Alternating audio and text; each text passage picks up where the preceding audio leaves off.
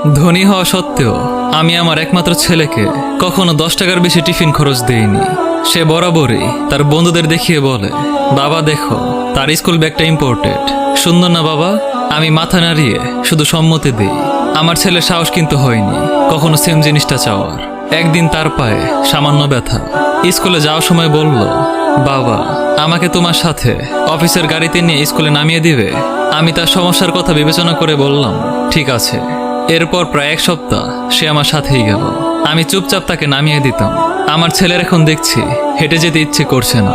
পরের দিন সকালে আমাকে বলার আগে আমি বলে দিলাম, অফিসিয়াল জিনিস ব্যক্তিগত ব্যবহারের জন্য নিষিদ্ধ। বাড়ি থেকে স্কুল 10 মিনিটের পথ। নির্দিষ্ট সময়ের আরো কিছুক্ষণ আগে বের হবে, হেঁটে যেতে পারবে। ছেলে আমার প্রচন্ড মন খারাপ করে বসে রইল।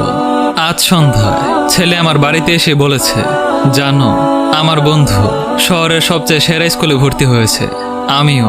বলার আগে আমি তাকে থামিয়ে জানতে চাইলাম, বাবা প্রতিষ্ঠান সেরা হয় নাকি ছাত্র?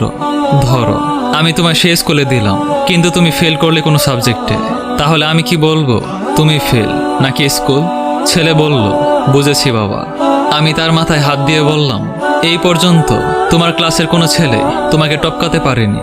তুমি ফার্স্ট বয়, সুতরাং তুমি যেখানে সেরাটা দিবে সেই স্থানটাই সেরা তোমার মতো। এরপর সে আর এরকম কোনো কথা বলেনি। আজ বিকেলে ছেলে বলেছে, বাবা একজন এক্সট্রা টিউটর দরকার, আমার ম্যাথ আর ইংলিশে একটু সমস্যা হচ্ছে।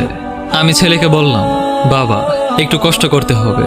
আমি যখন রাত করে বাসায় ফিরবো 9টা কিংবা 10টা, আমার কাছে তোমাকে ম্যাথ আর ইংলিশ করতে হবে। বাবা তুমি টায়ার্ড থাকো না? আমি হেসে বললাম, না বাবা, আমার কাছে তো এত সামর্থ্য নেই তোমাকে এক্সট্রা টিউটর দেওয়ার।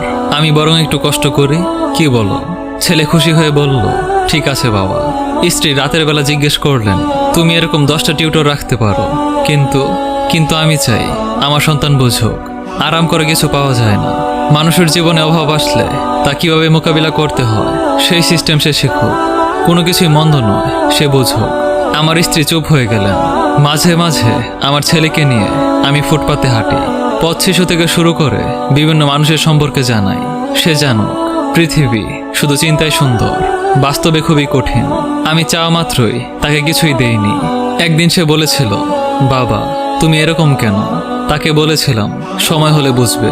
ঈদের বাজারে গিয়ে তাকে বলেছি সাধ্যের মধ্যে নিতে। সে তার জন্য একটি প্যান্ট, আমার জন্য পাঞ্জাবি আর তার মায়ের জন্য শাড়ি নিয়েছে। আমি হেসে বললাম, এত টাকা কোথায় পেলে?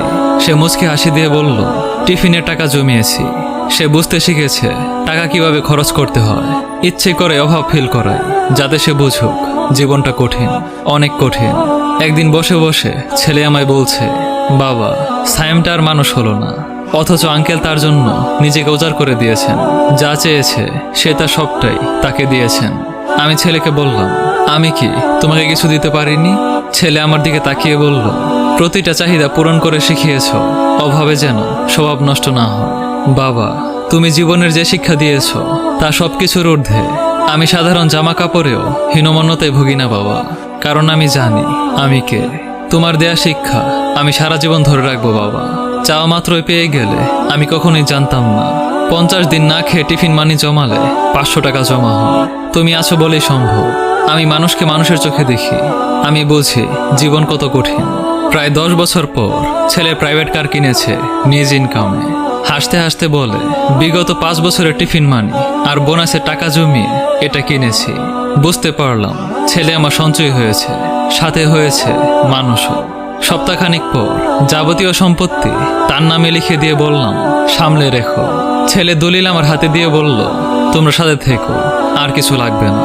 আজ তাকে বুকে জড়িয়ে ধরে আমার স্ত্রী নীলিমাকে বললাম, দেখেছো আমি ভুল করিনি।